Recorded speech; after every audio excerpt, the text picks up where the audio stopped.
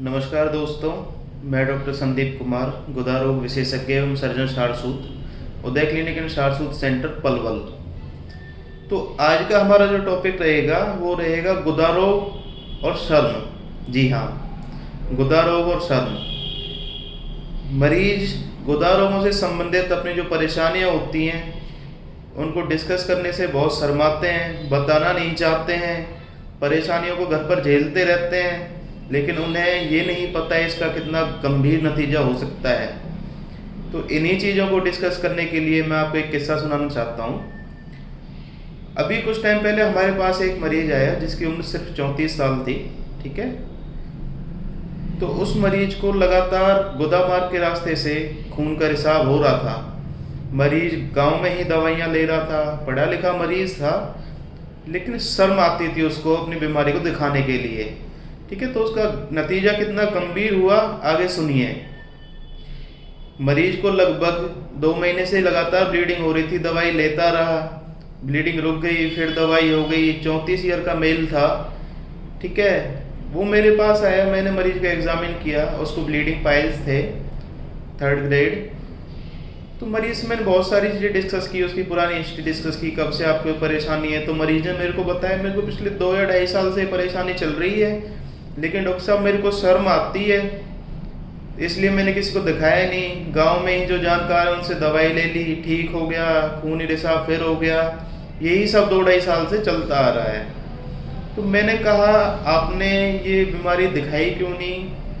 तो मरीज बोला डॉक्टर साहब शर्म आती है, लोग क्या क्या सोचते हैं। पहली बात तो लोग क्या सोचते हैं ये आपका काम नहीं है, आपका काम है अपने शरीर का ख्याल रखना। ठीक है, जब मरीज की मैंने जांच कराई तो मरीज का हीमोग्लोबिन सिर्फ 5 ग्राम था। मतलब समझते हो 5 ग्राम का। उस मरीज को चक्कर आते थे, चलने में कमजोरी होती थी, गोदा मार्ग के रास्ते से खून का रिसाव लगातार हो रहा था।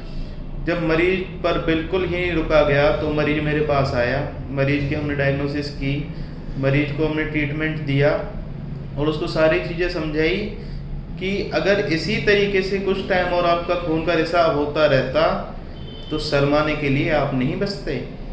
समझ रहे हो, ये बीमारियां इतनी गंभीर हैं, अगर आप इलाज टाइम से नहीं कराओगे तो ये आपके लिए घातक भी सिद्ध हो सकती हैं। इसीलिए इन बीमारियों को छुपाना ठीक नहीं है। और शर्माना क्यों है यार?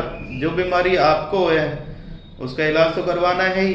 कब तक घर पर बैठे रहोगे बीमारियों को छुपाते हुए? ऐसा ना हो ये बीमारियों का नतीजा है ज़्यादा गंभीर हो जाए और शर्माने के लिए आप ही ना रहो। तो बीमारियों का इलाज कराओ। गुदा रोग से संबंधित बीमारियां शर्मनाक नहीं है कि शर्माया जाए या इन्हें छुपाया जाए। आम बीमारियों की तरह ही ये भी एक बीमारी है, इसका इलाज संभव है। अगर मरीज समय रहते डॉक्टर के पास आ जाए तो इसका इलाज बड़ी आसानी से हो जाता है। लेकिन मरीज जब चीज़ों को बिल्कुल ही वर्स्ट करके लाता है तो उन चीज़ों को हैंडल करना हमारे लिए भी मुश्किल हो जाता है। तो सारी चीज़ों का ध्यान रखते हुए मेरा आपसे यही कहना है, गुदा रोग से संबंधित बीमारियां शर्मनाक नहीं है। आप शर्माएं नहीं, आप डॉक्टर के पास आएँ।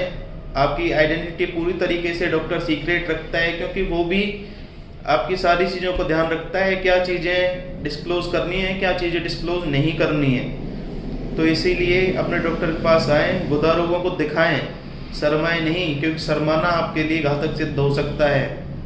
इसीलिए लास्ट में आपसे सिर्फ यही कहना है, अपनी बीमारियों का ध्यान रखें, डॉक्टर को दिखाएं और इनका इलाज समय से लें।